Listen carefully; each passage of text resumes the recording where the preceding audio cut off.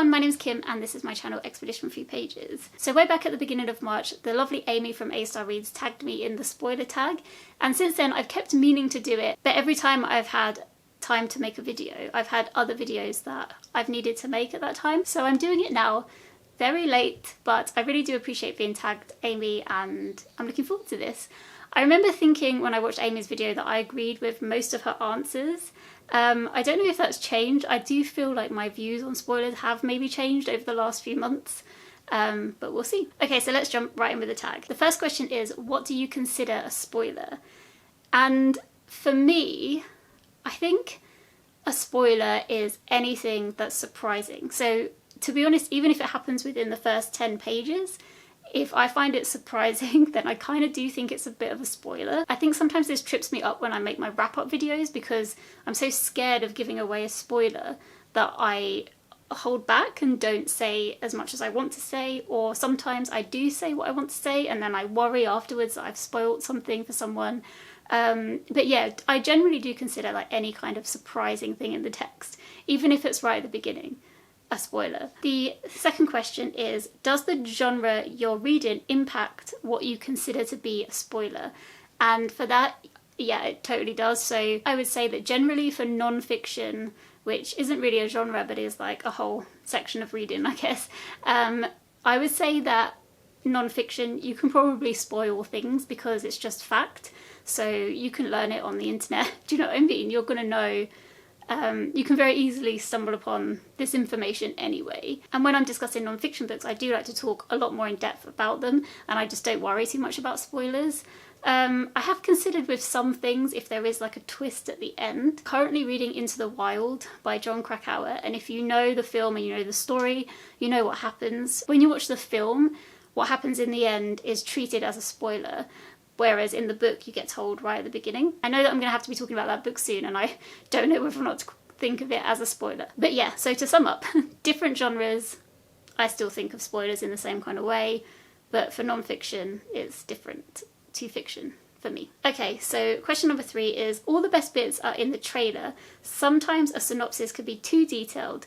Do you research books prior to reading them, or do you go in without knowing anything about them? So for me, I'm like a complete sucker about not wanting to know anything about a book before I pick it up, especially a fiction book. But I have found that this has tripped me up along the way. So for instance, I'm currently doing the Lunar Along, which is actually run partly by Amy from A-Star Reads, where the first book is Cinder, and I completely avoided looking at anything to do with that book because I thought, oh, it's a fairy tale retelling, what more do I need to know? It's going to be cute, it's going to be fast paced, it's going to be... And it is kind of those things, but it's also about a global pandemic. I was like, no, can I really read about a global pandemic right now? I don't know. I'm not one of those people that has really wanted to consume anything about pandemics during this whole time. But actually I've gotten more into it now and I'm kind of starting to distance myself from the situation because it is different. It is a different situation. But yeah, similarities, man. Nah, it's not about that. Question number 4 is, sometimes the introduction or translator's notes can spoil the ending, especially for classics. Has this ever happened to you? And yeah, this has happened to me. I can't think of specific books now, but whenever I read any kind of classic book, I do not touch the introduction. I'm currently reading The Histories by Herodotus, and even though that is like a non-fiction book, but it's kind of mixed up with myths as well, so I don't really know where that falls. But I started reading the intro to that, and then they started going through like the synopsis of every single book in his book, and I thought, do I really want to read this? I'm basically being given a whole sum up of what happens before I've read what happens. So again, I've stopped reading that and moved straight onto the book. So yeah, if you're not one for classics but you want to go into classics, I definitely advise just skipping past them. Oh, number 5. I probably should have reread these questions before doing this tag video. Name a time somebody spoiled a novel for you. I literally can't think of anything off the top of my head. I can think of shows that spoil books for me. Okay, so this is the thing that happened. I won't say what it is, but Brooklyn Nine-Nine, if you watch that programme, that is a massive one for spoiling books or for spoiling things. But yeah, while watching one of their episodes, something popped up and it was to do with a book I was reading or going to read soon, and I was like, great. Thanks very much, Brooklyn Nine-Nine. I really appreciate it. So that was a time where I was spoiled. Wasn't by a person, but by a TV show. Number 6 is, have you ever spoiled a novel for somebody else? Okay, so I may have spoiled people just on my channel. I really, really hope that I haven't done that, but I guess there's a chance I've said something that I shouldn't have said, or something that's too much for what somebody considers to be a spoiler.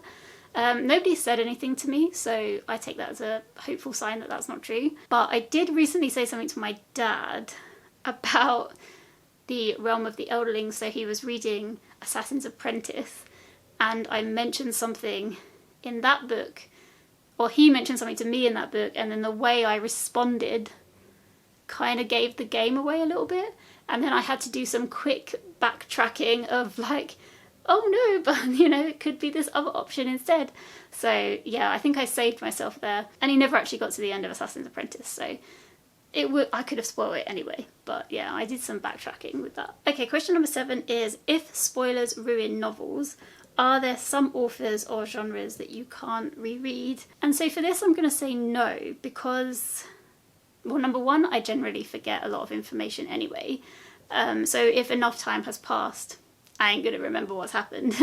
Number 2, I know I don't look up about spoilers specifically at the beginning, and I don't look up about anything in the book, but I am a bit of a sucker for, while I'm reading the book, if I can feel something's about to happen, or if I can feel we're about to find out something, or people are going to get together, or somebody's going to die, or something really dramatic is going to happen, then I do actually sometimes skip ahead to read it. And I don't know if it's because I can't bear the tension.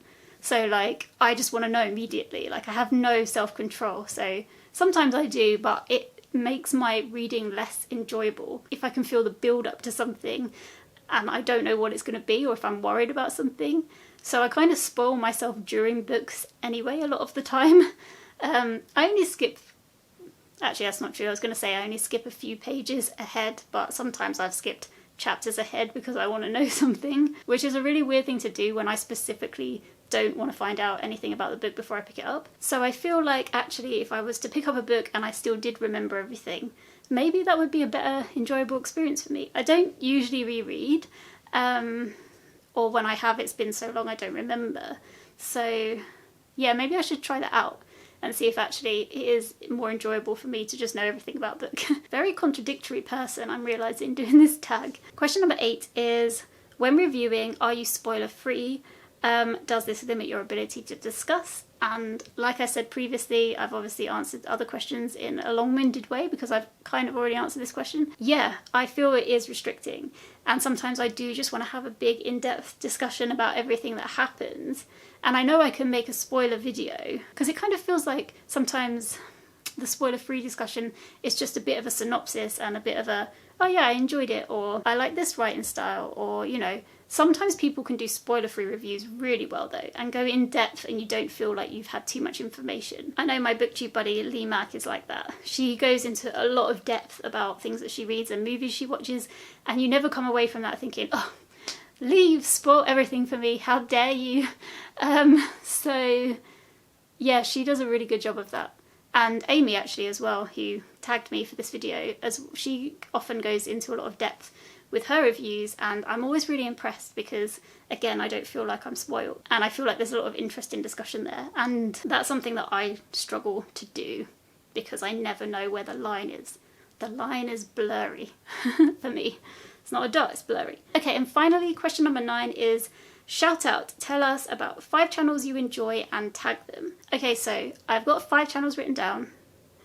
I think I might add a 6th. Is that cheating? Okay, so now I've got 6 people that I want to tag, and I will link everybody in the description down below, and I really advise you to go over to their channels and check out their content because I really enjoy watching all of their videos. Okay, so the first 5 on the list are Paperback Mo, Helen's Bookhaven, Hannah's Blog, Emily Beth Hall and Lee Mack. Really recommend you go and check out those channels if you haven't before. And guys, I tag you if you want to do it. And the 6th one I'm just going to mention separately because they're a fairly new booktuber that I found recently, and that's A to Zish. And yeah, I just found her channel recently, watched the newbie tag. I'll link her newbie tag down in the description if you want to go and check it out. But yeah, the books that she talks about seem really interesting. There's some STEM in there. She's an aeronautical engineer, which I was really impressed, really impressed with. Zish also has a new TBR game called where she plays Pogs, if you remember that game. If you played that as a kid, I did, and I really enjoyed seeing someone slam a whole load of Pogs again. It was really fun. So if you're watching this video, Zish, then I also tag you if you would like to do this tag. If not, no worries. Amy, thank you so much for tagging me. I'm sorry it took me ages before I managed. How many months is that? March, April, May, June, July, August, a long time. Okay, so that's it for this video. Thank you so much for watching. I really appreciate it, and I will hopefully see you guys in the next one. Take care, everyone. Bye.